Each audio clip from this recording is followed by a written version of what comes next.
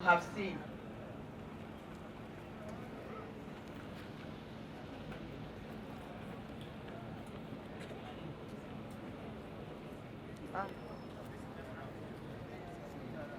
When I was coming here, I was speaking to one of his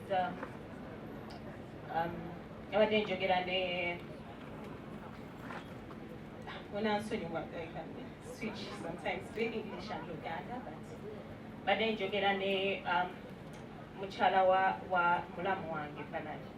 Ne mugamba nti ekisinga okunnuma obulamu bwaffe bwali so intertwined that at some point we even had to swear an affidavit ngamba Oliver your other half tiwe bandaba balina okubeera nga tuli muntu omu so nga all my documents have his name.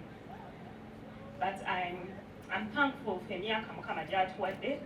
This was our 16th year of marriage. Era nga tumanyi tugenda kukomawo to celebrating obulungi bwa Mukama, like towards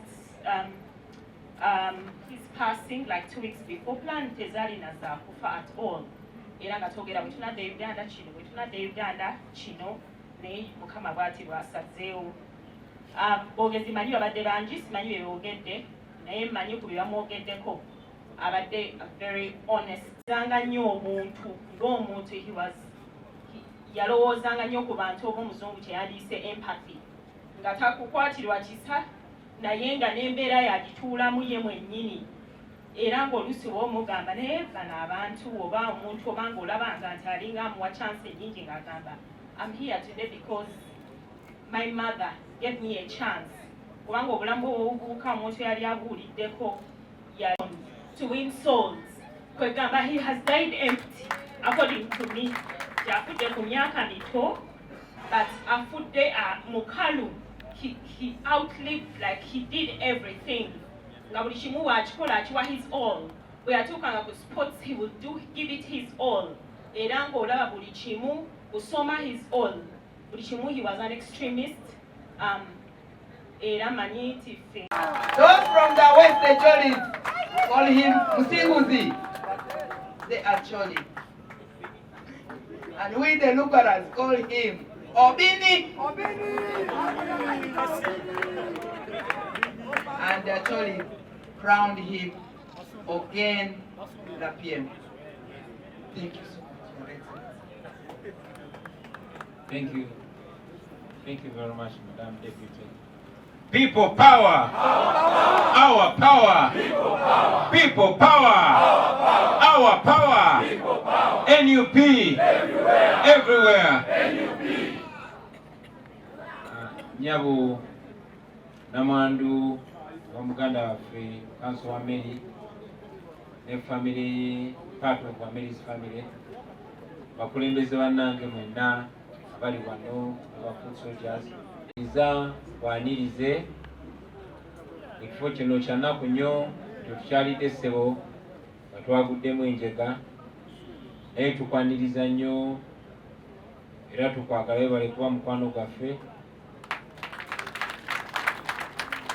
era ssebo tulina essuubi okwaniriza ne bano abalala okutukyalirako mu biseera ebirungiko okuyimirira wamu naffe tuyimirira wamu nammwe. We are always reminded that we are all slaves until we break free. You're very welcome, comrade. Banange, personally, it's heavy and gets heavier every day.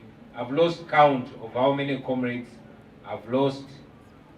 It has even become cliche. Bitula nabo ku lukiiko olw'entikko olw'okulembera National Unity Platform. Yevuddeko nnaku ntono twaziika muganda waffe Honorable Tolit Simon Akecha engulu eyo kati olwaleero tukungubagira muganda waffe Anthony Wameli.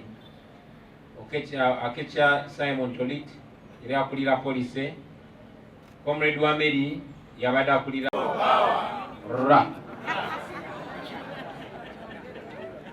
Sebo Chief Mona ate nga wawangula akaluluko bwa President n'obbibwa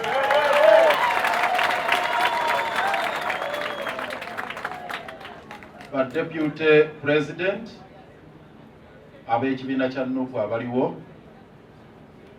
Ssebo Secretary General ne Executive Members abalala, ba member ba Parliament mwenna abali wano, ba Mayor ow'ekitundu kino n'owerubaga abaliwo, Speaker waffe owa KCCA ne ba Lord Councillor ne ba Executive Secretaries, abakulembeze mu mitendera egy'enjawulo, all protocol observed.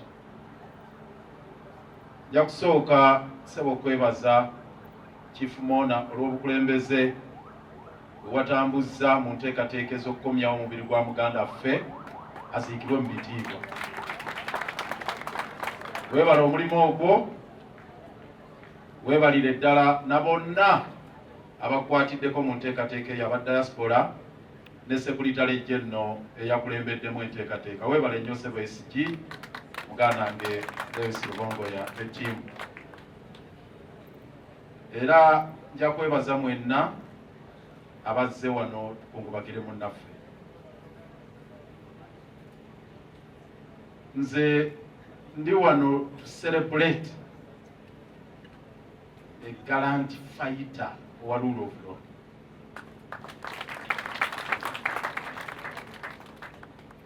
Gallant fighter owa muntu oyo mutima gwo. Waliwo okukola kabandabe. Ennaku zino kyebayita okwemulisa. Wameli tabadde wa kwemulisa, abadde akola kyakkiririzaamu. Practice nze amateeka okumala emyaka kati ndi mu 24, natandika 99. Mbadde mu field eya human rights. Eyo ye field esinga obuzibu kubanga si bangi nti bajettanira nti erimu ensimbi. History y'abannamateeka eri nti munnamateeka bagula mugule, era mwenna abagenda okufuna service za lawyer oga naguze lawyer. Era obuvunaanyizibwa bwe tulina bwe bw'okulaba nti tubakoowola abapuliida bonna. Ku lisiti y'abalooya eri mu ggwanga bawera 50,000. Naye abali mu field eyimirirawo ku human rights obabalira ku ngalo kooti. Olwaleero ensonga ziri mu ggwanga, kooti za wano tezikyazisobola, kyo mbabuulira. Bwe tuba bakuyita mu litigation mu rule of law, tuyina genda mu kooti ez'olukalu lwa Afirika, kooti ez'ensi yonna, ICC, ICJ, eyo International Court of Justice oba ICC, International Criminal Court.